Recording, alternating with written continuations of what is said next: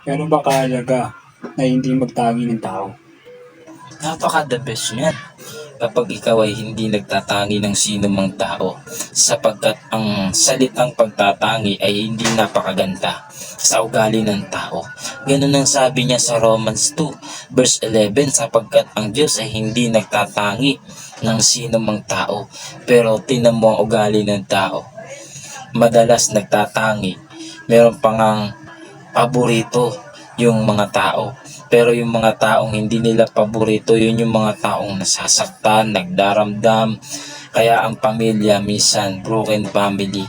Kaya sa loob ng tahanan nagkakawatak-watak dahil sa pagtatangi. Kaya hindi maganda yung magtangi ka na lagi mo ikinukumpara sa iba, yung hindi kaya ng isang tao na si ganito may narating, may natapos, ikaw ay wala.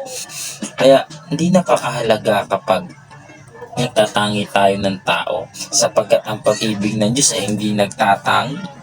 Pero kung ang pag-ibig natin nagtatangi ng tao, masakit yun. Meron tayong nasasaktan. Merong mga taong nagkakaroon ng trauma dahil sa panlalamang na pag-ibig na may sukatan. Kaya napakahalaga na hindi dapat maging mapagpili tayo ng tao, kundi maging pantay ang pagtingin natin sa kanila. Huwag tayong pipili na sino mang tao na iibigin. Parehas nating mahalin ang ating mga anak na sa ganun. Walang taong masasaktan sa paligid natin. Walang anak na magtatampo sa atin bilang isang magulang. Kaya napakahalaga niyan na huwag tayong magtatangi. Yan yung ugali ng Diyos na wala dito sa ugali ng sanlibutan.